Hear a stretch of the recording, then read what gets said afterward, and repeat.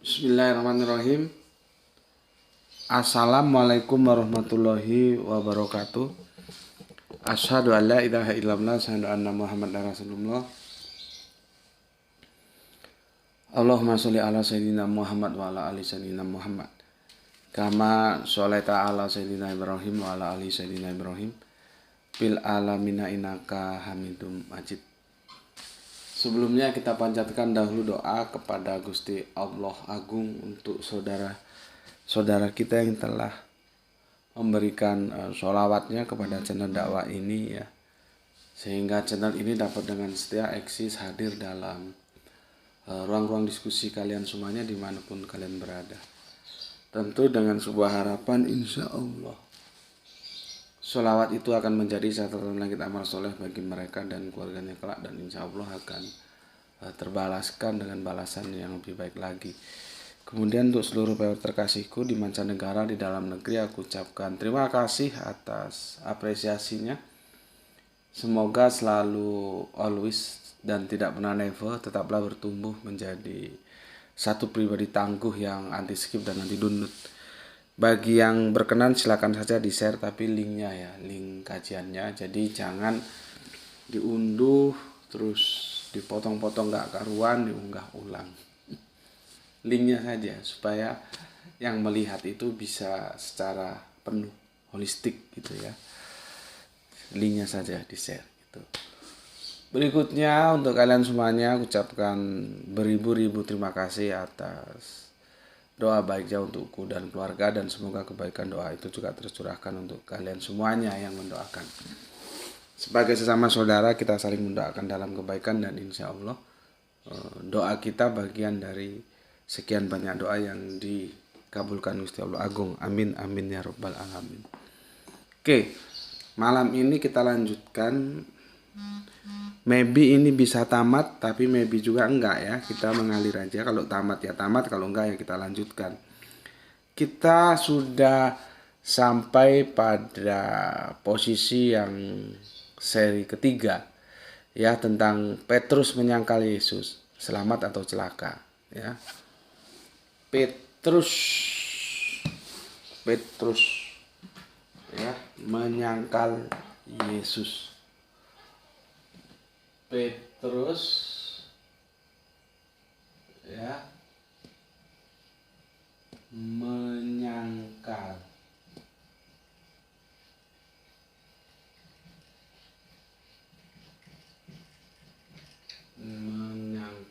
Yesus.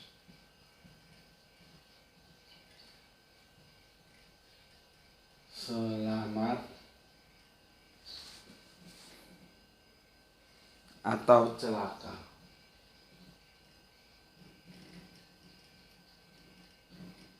Gitu ya. Seri yang keempat. Oke. Aku sudah sampaikan ke kalian, coba dibaca ya tentang Injil dari berbagai macam Injil yang ada, Matius, Markus, Lukas, dan Yohanes. Apakah Petrus itu melakukan penyangkalan enggak terhadap Yesus? Jangan-jangan dia enggak melakukan penyangkalan. Kalau ternyata dia tidak menyangkal atau tidak ada bukti literasi bahwa Petrus menyangkal, berarti kan ini enggak perlu dilanjutkan kajian kita. Artinya tidak ada masalah kalau Petrus tidak menyangkal. Karena ada apologetik yang mengatakan, oh ya Petrus tidak menyangkal gitu. Gue sempat kaget, lu yang nggak pernah baca Alkitab apa gue yang nggak pernah baca Alkitab nih. Makanya kemarin kan gue suruh coba lu cari sih ada nggak, bener nggak Yesus itu disangkal oleh Petrus gitu ya. Oke, ini oh begini caranya, sorry gaptek sih ya. Jadi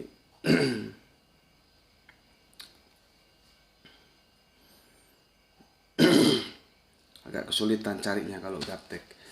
Oke, aku baca sejenak komen yang masuk dari Kang Sahran ya.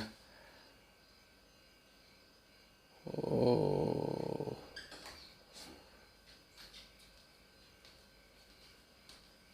Nih. Ini ya. Ini ya. Dari Kang Hermana Natawijaya ya. Assalamualaikum warahmatullahi wabarakatuh. Hadir nyimak Tuan Guru. Oke, terima kasih atas 3 merah hatinya ya. Dan salam Isra buat semuanya. Oke, waalaikumsalam untuk semuanya yang ada di Bandung ya. Kemudian untuk Kang Wahyu Junaidi ya, atau Kang Yudi ya. Assalamualaikum Gus. Waalaikumsalam. Di Kristen ada juru selamat, di lapangan parkir ada juru parkir, di bendahara proyek ada juru bayar, apa maneh. Di Islam cari selamat sendiri-sendiri dengan cara pertobatan. Ini lebih rasional bagi ayah. Salam Isra. Oke. Salam Isra untuk Kang Yudi ya. Ya begitulah yang aku pernah sampaikan, bahwa agama itu punya syariatnya sendiri-sendiri, dan agama itu nggak ada yang bisa rukun, nggak ada ya, karena semua punya aturan sendiri-sendiri ya. Sekarang dalam agama apapun seperti itu. Sekarang coba kita cari rumpun Abrahamik yang berasalkan dari satu sumber sama. Kalau berbicara hakikat dia sama, tapi ketika syariat itu sudah beda lagi. Itu ya. Jadi yang rukun itu umatnya ya. Kalau yang ajaran agamanya itu tidak bisa rukun, mesti beda gitu ya. Makanya kemarin aku bilang ya seperti itu adanya. Kalau kita ya keselamatan itu pintunya cuman 2 ya, beriman dan beramal soleh. Jadi manusia benar-benar dihargai. Masalahnya tinggal kamu mau atau tidak. Dari buku yang pernah aku baca, yang beliaunya pendeta, tapi beliaunya menolak soteriologi salib yang dibangun oleh Paulus. Ya. Tapi beliaunya percaya kalau penyalipan itu ada. Jadi kalau ketemu gue itu ada titik temunya, ada titik bedanya. Titik temunya aku dan Pak Pendeta sama-sama nggak percaya ada tebus-tebusan dosa itu. Artinya kami sama-sama menolak dogmatika keselamatan atau soteriologi yang dibangun Paulus. Paulus itu mengkunci pada penyalipan. Makanya kan dikatakan dalam surat kirimannya, seandainya Yesus tidak dibangkitkan maka sia-sialah keimananmu, kan dikatakan begitu. Dan sia-sialah pemberitaan kami, kan begitu. Kunci dari keselamatan yang dibangun soteriologinya Paulus itu lewat salib, maka disebut soteriologi salib gitu. Menjadi juru selamat, dibilang begitu. Sebetulnya sih soal juru selamat, cuman kan kata-kata itu tidak familiar. Semua para nabi itu ya juru selamat. Artinya kalau kamu mengikuti nabi, ya selamat. Kalau kamu nggak mengikuti nabi ya nggak selamat. Itu berlaku umum dari zaman Nabi Adam sampai nanti Kanjeng Nabi Muhammad. Semua para nabi yang kemarin sudah kita bahas, ada 124.000 nabi, itu semua juru selamat, bukan juru celaka. Kalau ada nabi juru celaka, nabi apa itu?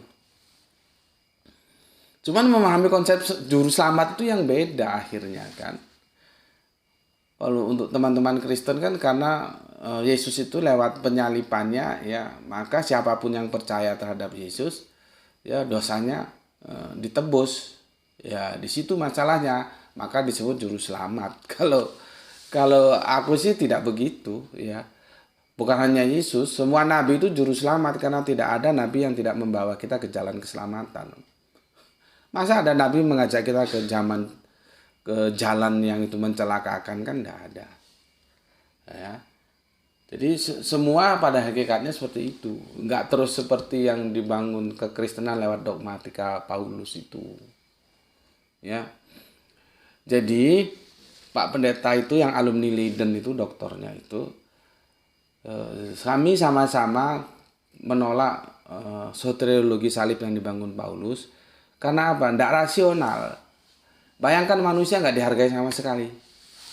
Seapapun usia kamu, kalau tidak menerima Yesus ya sebagai juru selamat, ya nggak akan tertebus, nggak akan selamat gitu loh. Ya, kalau di Islam kan tidak begitu, berdasarkan iman dan amal soleh. Ya, iman dan amal soleh itu kita ketahui lewat penjelasan yang disampaikan oleh sang juru selamat, yaitu Kanjeng Nabi Muhammad. Sama semua nabi-nabi itu juru selamat gitu loh. Ya, ya. Jadi kalau di dalam Islam, di dalam Yahudi juga manusia itu dihargai. Ya, seberapa usaha kamu itu. Tapi kalau di dalam Kristenan enggak gitu. Ya, tapi seperti berkali-kali aku bilang, ya kita hormati saja karena memang berbeda, nggak bisa mau diketemukan seperti apa, memang berbeda. Kalau sudah berbeda itu ya kita saling menghormati gitu aja. Itulah yang namanya fungsinya belajar. Jadi tahu perbedaannya di mana. Oh, dia begini, aku begitu. Aku begitu, dia begini gitu. Ya sudah, saling dihormati saja. Kalau mau dibicarakan, bicarakan dalam format diskusi seperti ini. Jadi tidak terus barbar saling celah, saling enggak begitu ya. Jadi kita hormati saja. Nanti perkara mana yang lebih rasional ya terserah pilihan masing-masing begitu. Itu Kang Mas Yudi ya. Oke. Kemudian ke Kang Sahran Gipari menyimak tengah malam. Oh, malam baru nyimak ya. Gispati, alhamdulillah Palu hadir, salam Isra Tuan Guru dan buat semua yang ngaji. Oke, matur thank you dan terima kasih juga ya. Salam Isra untuk semuanya yang ada di Palu. Irfan Al-Akbar ya, ngemong, mengasuh, membimbing, mengajarkan, mengarahkan, menjaga, merawat. Mantap. Aktivitas ngemong ini biasanya dilakukan oleh seorang tua kepada anaknya. Umumnya seorang ibu ngemong anaknya, tapi ayah pun juga bisa ngemong anaknya pula. Begitu juga anggota keluarga lainnya. Oke, matur nuwun atas deskripsinya oleh Kang Mas Irfan Al-Akbar atas sebuah diksi ngemong. Ya, sekarang kita tahu seperti itu ya. Oke, matur nuwun. Kemudian soleh kita Rahani Junaidi ya. Assalamualaikum, waalaikumsalam ya. Untuk assalamualaikum Ustadku, waalaikumsalam. Terima kasih atas 3 merah hatinya dan salam Isra untuk semuanya yang ada di Bandung.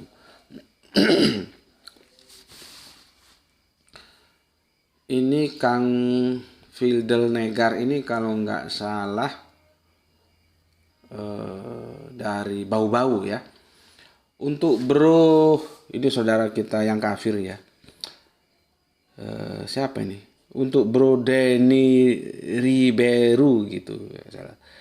Sebelumnya maaf, berulang kali Gus Batik menyampaikan bahwa kajian beliau itu berada pada tataran akademik. Sangat disayangkan apabila saudaraku Denny tidak mampu memahami diksi kajian akademik. Oke, terima kasih atas konfirmasinya Kang Mas Bilder Negar ya. Dan terima kasih atas 2 merah hatinya. Ya begitulah Kang Mas ya. Biasanya kita lihat aja, kalau nggak oot dia, jadi kita jelaskan A, dia nanti komennya B ya, atau komen-komen yang nggak jelas maunya gimana gitu ya. Apakah itu by design atau memang begitu ya nggak tahu. Jadi ya sudahlah ya. Sudah dijelaskan bahwa kajian di sini itu kajiannya akademik, nggak ada yang namanya menyerang ya. Aku nggak pernah menyerang, karena lah untuk apa toh menyerang? Agama kita juga nggak ada perintah serang itu kafir itu, kan nggak ada. Menjelaskan, ya, masalahnya kalau penjelasanku itu beda dengan yang mereka imani terus disebut menyerang, itu kan nggak betul. Mau menyerang dikasih tanda kutip, mau tidak dikasih tanda kutip, intinya gue bukan penyerang. Kecuali komen sepak bola. Main sepak bola juga gue bukan penyerang, gue nggak suka striker. Gue suka palang pintu atau orang bilang back. Kalau striker gue nggak suka. ya Yang penting kita sudah jelaskan ya, mau mereka bilang begini begitu anggap saja angin lalu lah. Ya, nggak usah diambil pusing. Gitu aja ya. Yang namanya dakwah itu mesti begitu. Kalau nggak dapat rintangan, ya kamu tidur aja nggak usah dakwah. Gitu. Justru ketika kita dapat rintangan, nah itu baru dakwah. Itu loh. Sunatullahnya begitu. Dari mulai sejak para nabi begitu. Apakah lu kira nabi itu dakwah terus semua orang terima? Ya enggak. Ya, justru tidak nyunah ya. Kalau ada orang dakwah tidak mendapatkan rintangan gitu ya. Ya rintangan itu ya terus pandai-pandai kita mensikapi. Kalau gue sih yang oot-oot atau yang keluar dari ketentuan orang YouTube aja sudah kasih loh. Ketika di kolom komentar itu kan dikasih syarat-syarat ya. Mau komentar tuh gimana syarat-syaratnya. Seharusnya kan kalau otaknya itu otak waras kan dia ikuti itu. Belum lagi penjelasan dari aku. Silahkan mengajukan pendapatnya tapi yang berestetika kan begitu. Ya, tapi kalau masih dibilang nggak akademik atau gimana atau menghujat, menyerang ya sudah, kita juga nggak bisa paksa orang untuk mengikuti apa yang kita sampaikan ya. Walaupun aku telah menyampaikannya bahwa di sini kajiannya akademik, tapi dia bilang enggak ya terserah saja, nggak ada masalah gitu. Ya, Kang Mas Peldinekar, sekali lagi salam untuk semua saudaraku yang ada di Bau-Bau dan terima kasih atas konfirmasinya ya. Kemudian Pak Lurah kita Pak Ikhwan Tamim, salam Isra Gus izin nyimak, monggo. Dilanjutkan dari Pak Lurah Tangerang, lanjut ke Deli Serdang ada Pak Abdul Muluk. Assalamualaikum, waalaikumsalam, dari sedang nyimak Gus, salam Isra. Terima kasih. Oke. Terima kasih Pak, salam Isra untuk semuanya yang ada di sana. Kita lanjutkan soal kita Aisyah Surabaya. Assalamualaikum, waalaikumsalam. Kang Aljus Mas Duki Bandung ya, pertama kali ya. Oke, atur nuhun Kang, atur nuhun kumaha partos nak Bandung. Ya, semoga baik-baik juga semua yang ada di sana ya. Oke. Sekarang kita ke kajian kita ya. Sudah aku baca semua ya komentarnya. Oke. Kemarin aku tanya, coba kamu cari ada nggak ya? Ada nggak Petrus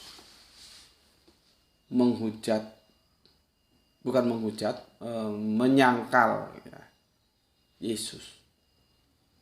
Kalau nggak ada, ya ini kita tutup aja, sia-sia, untuk apa dikaji? Ya. Maka artinya sejauh yang aku baca sih ada Petrus menyangkal Yesus. Maka ketika Petrus menyangkal Yesus, dia selamat atau celaka? Kan masalahnya di sana. Cuman kan aku butuh validasi dari kalian juga. Aku lihat komentarnya nggak ada. Ya, berarti kalian kan tidak mengikuti apa yang aku instruksikan. Jadi kalau kalian tetap goblok, nggak ngerti, ya maklum, karena nggak ngikuti instruksi yang aku sampaikan. Makanya perlu punya Al-Quran, perlu punya Bible. Jadi kalau aku bilang baca dulu ini, surat ini, ayat ini, lihat dulu di perjanjian lama ini, perjanjian baru ini. Jadi enak gitu loh. Nah ini aku lihat kan nggak ada, satu komen pun nggak ada. Padahal sudah jelas perintahku, coba kalian cari ada nggak ayat yang mengatakan Petrus itu menyangkal. Karena kalau Petrus tidak menyangkal, apa perlunya kita kaji? Gitu loh. Cuman kan kalian dablek semua kalau dikasih tahu. Tolol, goblok. Ya, harusnya diikuti. Apa yang gue bilang, baca ini dulu, baca gitu loh. Jadi ketika gue jelasin itu enak. Ini nggak ada satupun, berarti goblok. Ya, bandel, tegal tengkuk, pekok, nggak tahu apa lagi. Satu pun nggak ada. Terus bagaimana mau pinter, mau cerdas? Ya. Karena kalau kamu nggak baca, begitu dalam perdebatan, ya kamu disanggah oleh teman debatmu. Nggak, Petrus itu nggak pernah menyangkal Yesus. Modar gue. Coba, apa mau dikatakan? Kalau kamu katakan Yesus menyangkal Yesus, enggak ada, enggak ada Petrus menyangkal Yesus gitu. Mau apa kamu? Kamu mau bantah nggak bisa karena kamu nggak baca. Makanya aku suruh baca itu supaya kamu mengikuti kajian yang aku kasihkan, terus otakmu itu pinter nggak goblok. Kamu bisa dakwah kepada yang lain. Gitu loh. Bukan hanya untuk dirimu sendiri. Kalau dikasih perintah nggak dilakukan, gimana mau pinter kamu? Mau ngambek, aku bilang goblok, mau ngambek gue. Ya, mau ngambek. Orang memang tolol aja kok. Mau baperan. Ngaji sama aku nggak ada gitu-gitu. Ya. Jadi kalau mau belajar yang benar supaya jadi orang Islam itu Islam yang betulan, bukan Islam kebetulan. Gitu loh. Ya. Iya, ada yang mau ngambek. Ngomong di kolom komentar kalau ngambek. Pergi dari sini, nggak usah ngaji di sini. Tolol semua. Suruh cari ayat kok.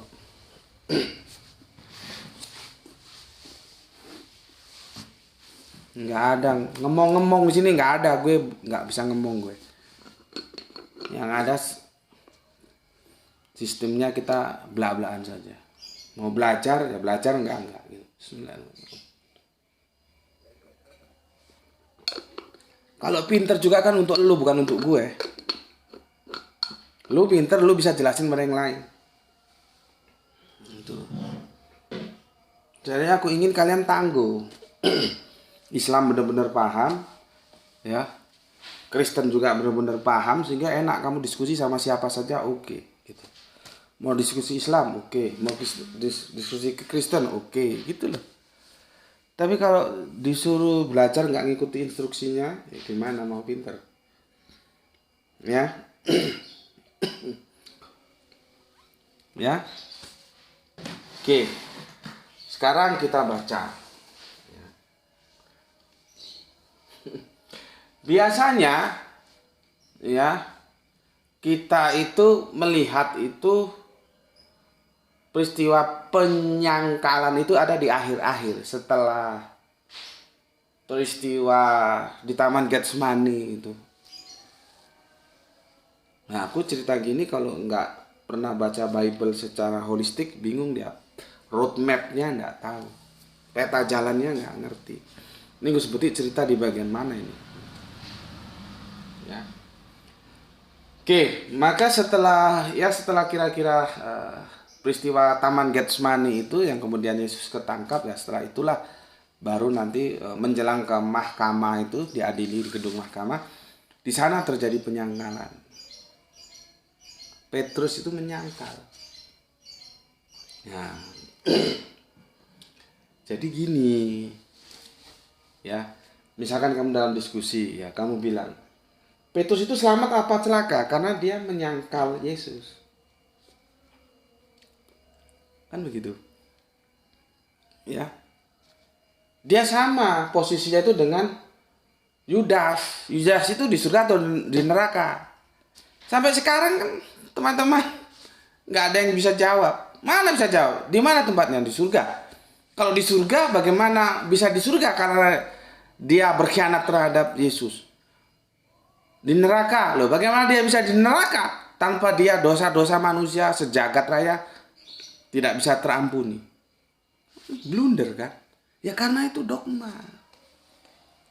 Jadi tidak linear kerangka berpikirnya. Dari situ kita tahu ini dogma ini nggak beres ini, gitu loh. Tapi ya tetap dihormati seperti yang gue bilang tadi, ya. Kalau kita mau bicarakan dalam konteks seperti ini, ya bingkainya bingkai akademis kita belajar. Ya. Jadi dogma ya begitu, ya. Yang dialami Petrus itu sama dengan yang dialami Yudas, cuman kan Petrus tidak pernah terekspos. Baru sekarang ini kita angkat. Kalau lu nggak percaya cari, ada berjibun itu kristolog di YouTube itu, cari, ada yang pernah bahas ini. Bukan kaleng-kaleng gue bilang.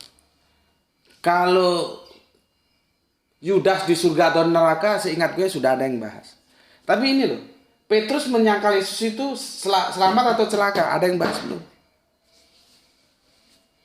Mungkin gue belum pernah tahu atau kagak tahu atau tepatnya belum tahu. Kalau lu sudah tahu, coba gue kasih tahu linknya. Ya. Nah, kalau kamu dalam diskusi bahwa Petrus itu menyangkal Yesus, dia selamat atau celaka? Nah, terus temanmu bilang, oh tidak, Petrus tidak menyangkal Yesus. Kalau Petrus tidak menyangkal Yesus, berarti Yesus yang salah. Itu loh. Jadi blunder ini. Petrus mau menyangkal Yesus salah, Petrus tidak menyangkal Yesus salah. Ya, kita lihat ini. Lalu kata Yesus kepadanya, aku berkata kepadamu, sesungguhnya pada hari ini, malam ini juga, sebelum ayam berkokok 2 kali, engkau telah menyangkal aku 3 kali. Masalah 2 kalinya itu berkokoknya sudah kita bahas di seri 1-2 ya. Karena di lain Injil selain Markus ya, itu nggak disebut 2 kali, disebut sebelum ayam berkokok. Gitu aja. Lalu dengan kreativitasnya si Markus ditambahinya 2 kali. Ya itu nanti kritik teks juga itu. Sebetulnya dalam edisi originalnya ya, original ini bahasa apa sih ini? Ini kan terjemahan. Ya, sebetulnya itu sebelum ayam berkokok atau sebelum ayam berkokok 2 kali. Karena hanya ada di Markus tersebut 2 kali. Di Matius, Lukas kagak ada. Tapi ya sudahlah, itu sudah kita bahas kan di seri 1-2. Itu biarin teman-teman yang bisa menjawab, silakan jawab sana. Jadi diametral. Ya nggak bisa ketemu. Yang satunya berkokok, yang satunya berkokok 2 kali. Ya. Dikatakan oleh Yesus, jelas ya. Lalu kata Yesus. Berarti kan Markus 14:30 itu yang berkata kan. Markus ini ternyata lebih tua dari Matius. Markus ya 14:30 gue tulis ini ya. Ya, sebelum ayam berkokok 2 kali, kamu telah menyangkal aku 3 kali. Tuh. Ini yang mengatakan siapa? Yesus. Nah, terus ada apologet mengatakan, oh enggak, Petrus nggak menyangkal Yesus. Ketemukan sama ayat ini. Berarti Yesus salah dong. Karena Yesus jelas mengatakan ya bahwa Petrus sebelum ayam berkokok 2 kali, dia akan menyangkal 3 kali. Terus dalam perdebatan ada yang mengatakan enggak, Petrus nggak menyangkal. Ada apa dengan ayat ini? Berarti kalau Petrus tidak menyangkal, berarti ucapan Yesus itu salah. Berarti Yesus yang salah kalau gitu.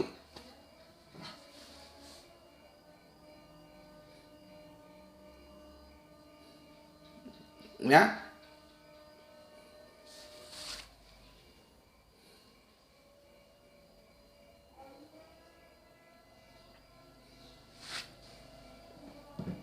Kita lihat lagi Matius 26:34.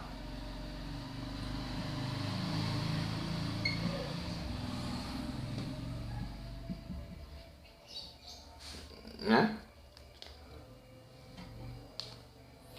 Yesus berkata kepadanya, Yesus loh ya yang berkata. Sama di sini, Yesus yang berkata. Di sini juga Yesus yang berkata. Masa Yesus salah ngomong?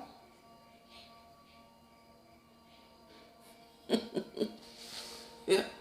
Yesus yang berkata kepadanya, aku berkata kepadamu sesungguhnya malam ini, sebelum ayam berkokok, engkau telah menyangkal aku 3 kali.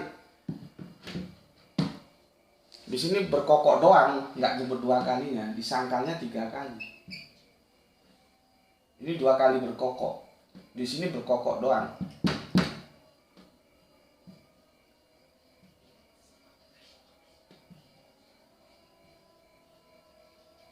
Nih, menyangkal. Menyangkal. Redaksionalnya sudah bergeser dia antara Markus dan Matius. Ini masalah loh. Kalau ini diposisikan sebagai kitab suci. Makanya kan aku bilang, kalau ini diposisikan sebagai hadis kagak ada masalah.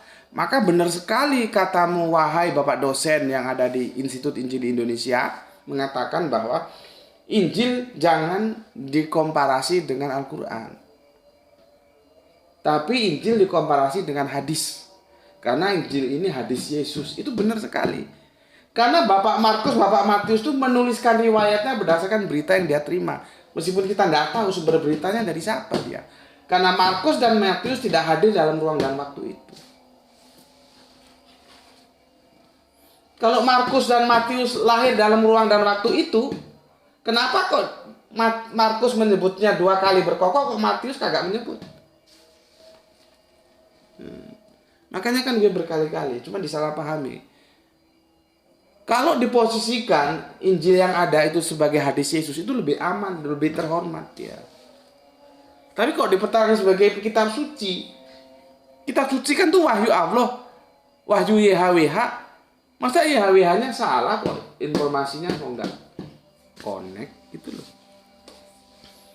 Cuman kadang-kadang penjelasan baikku untuk menyampaikan itu disalahpahami juga gitu. Bukan maksud mau mendegradasi, bukan. Justru itu lebih terhormat kalau Matius, Markus, Lukas dan Yohanes itu disebut hadis Yesus. Itu loh. Ya. Oke, itu di Matius 26:34 ya. Oke, gue mau cari yang di Lukas.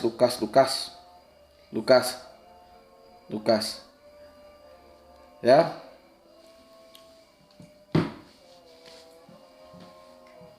Lukas 22:34. Ya, apa katanya? Tetapi Yesus berkata, aku berkata kepadamu, ya, Petrus, hari ini ayam tidak akan berkokok sebelum engkau 3 kali menyangkal aku bahwa engkau mengenal aku. Juga nggak disebut berapa kalinya berkokok, tapi ayam tidak akan berkokok sebelum engkau menyangkal aku 3 kali. Coba, berbeda lagi redaksinya. Dari Markus, Matius, Lukas, berbeda. Mana yang saling copy kita nggak tahu. Ya, nggak tahu. Ya.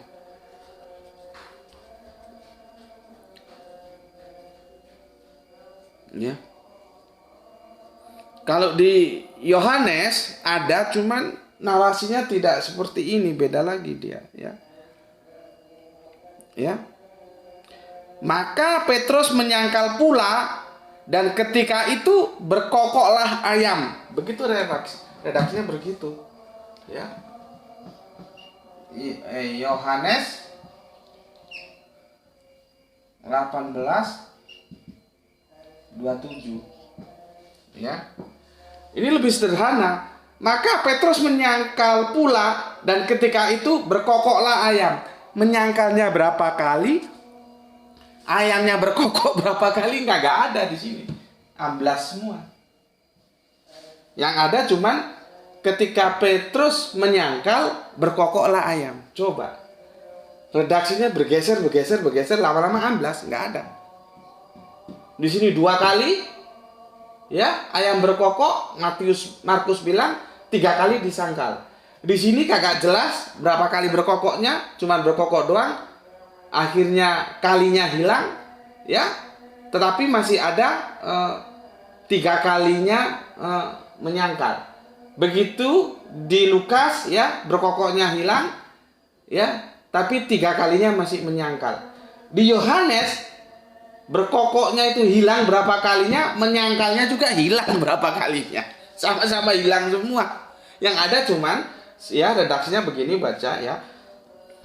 Maka Petrus menyangkalnya pula dan ketika itu berkokoklah ayam. Lebih sederhana di sini.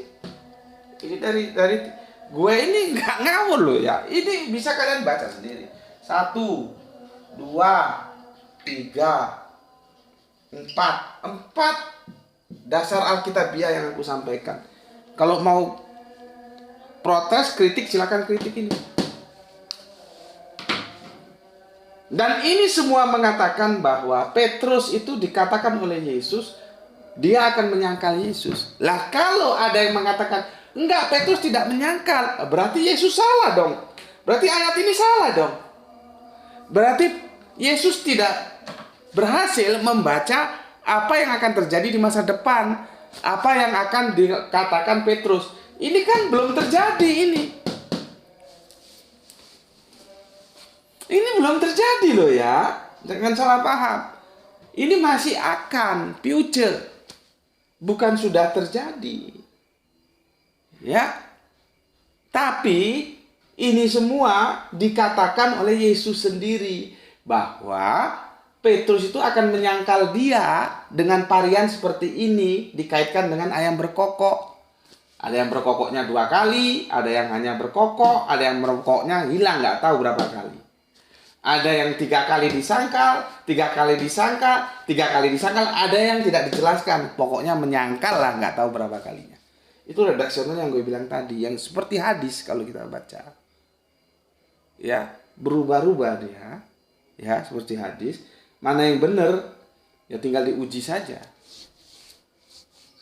Berarti kalau yang benar Matius sama Markus, berarti kan, Matius sama Lukas, ya.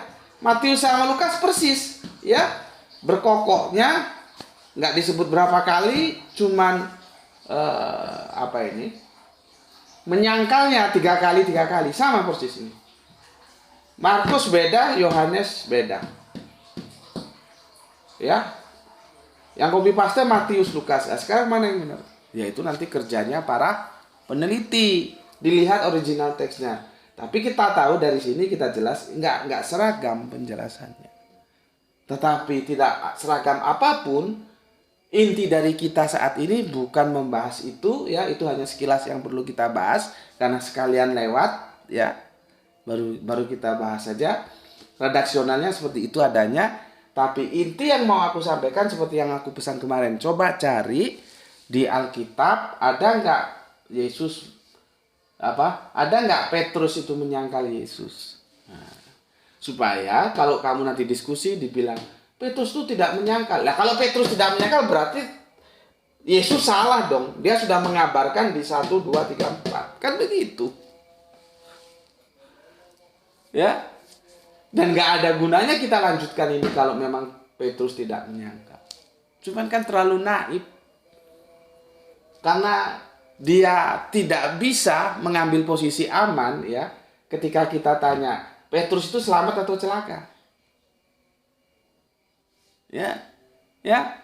Ini nanti ini akan mengerucut, kalau gak selamat ya celaka. Gak ada pilihan lain. Mau berkelit kemana? Makanya kalau dia nanti berkelit bahwa Petrus tidak menyangkal Yesus, sampaikan 4 ayat ini, berarti Yesus salah. Karena jelas-jelas sudah dinumbuahkan Petrus akan menyangkal Yesus. Gitu loh. Itulah kenapa kemarin aku perintahkan sama kalian, coba cari di mana ayat-ayat yang mengatakan Petrus menyangkal Yesus. Ya ini 1, 2, 3, 4 ini. Cuman kalian kan goblok semua, nggak ada yang ngikuti arahanku, supaya kamu tuh ngerti dalam otakmu itu, memorimu tahu bagaimana proses sangkal menyangkal ini, gitu loh. Cuman goblok ya angel kandanane. Ya, sekarang sudah tahu ya. Insya Allah besok kita tinggal melanjutkan karena kita sudah mendapatkan jaminan dari Markus 14:30, Matius 26:34, Lukas 22:34, Yohanes 18:27. Benarlah Petrus menyangkal Yesus. Berarti dia Selamat atau celaka, insya Allah besok kita bicarakan ketika Petrus menyangkal Yesus. Gitu. Ya. Kalau ada yang bilang berkelit dengan kata bertobat itu kasih senyum saja. Suruh baca Alkitab lagi dia yang jelas. Karena semua murid nanti kabur. Ya, semua murid itu kabur. Ketika proses penyaliban itu tidak ada satu murid pun yang pasang badan untuk bersama dalam penderitaan yang dilalui oleh Yesus. Itu murid macam apa seperti itu? Beda dengan pelaporan Al-Quran. Al-Quran semua murid-murid itu menjadi murid yang setia yang disebut dengan Hawariyun. Beda. Sekarang terserah mau lebih percaya catatan perjanjian baru tentang para murid atau lebih percaya catatan perjanjian terakhir tentang Hawariyun. Hawari itu siapa ya? Para murid itu. Para murid itu siapa ya? Hawariyun itu.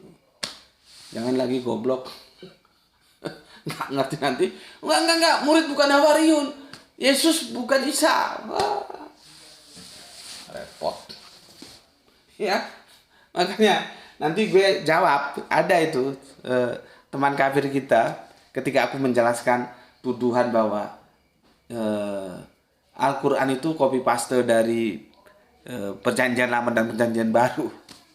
Mungkin otaknya nggak sanggup mengikuti penjelasan gue. Dia mumet sendiri, artinya nggak ngerti apa yang gue jelasin atau gimana gitu. Tambah komentarnya, mana buktinya mana? Sudah dikasih bukti berjibun kok masih kurang ya. Kapan-kapan gue kasih lagi bukti yang paling sederhana supaya otaknya bisa bisa ngerti gitu. Ya, oke, paham ya? Jadi kalau ada yang mengatakan Petrus tidak menyangkal di sini, buktinya. Kalau Petrus tidak menyangkal berarti Yesus salah, karena Yesus sudah mengabarkan. Nah, sekarang dia selamat atau celaka? Kalau bilang, oh dia selamat, karena dia sudah bertobat. Cari ayat pertobatannya mana? Jangan asal ngomong aja, tobat. Cari, kita berbicara by data. Nanti gue jelaskan kalau ada. Oh ini ke-11 murid bertobat. Ada nggak? Karena semua muridnya meninggalkan Yesus ketika dalam penderitaan. Coba. Kalau kita kan nggak bisa begitu. Junjungan kita dalam kondisi begitu mencekam, kita harus tampil akan hidup mati, nyawa kita benar-benar kita kasihkan. Kan begitu. Bukan tambah lari tunggang langgang sampai ada yang telanjang atau gimana itu larinya itu nggak tahu gue. Ya. Oke, sampai di sini dulu ya. Semoga kita bisa lanjutkan esok di seri yang kelima. Jadi pesan aku ya, jaga Allah, jaga Kanjeng Nabi, jaga Al-Qur'an, jaga sholatmu, jaga Islammu dalam bingkai dan imanmu, letakkan dalam hatimu yang paling dalam, tetapi tetap memberi hormat kepada saudara kita yang lain. Ya, oke. Semoga yang belajar dan yang mengajar mendapatkan keberuntungan, yaitu rezeki yang barokah dan kesehatan yang prima. Terima kasih telah ngaji bersamaku seperti di channel ini. Ya, salam Isra untuk semuanya, Islam rasional. Alhamdulillahirabbil alamin. Seri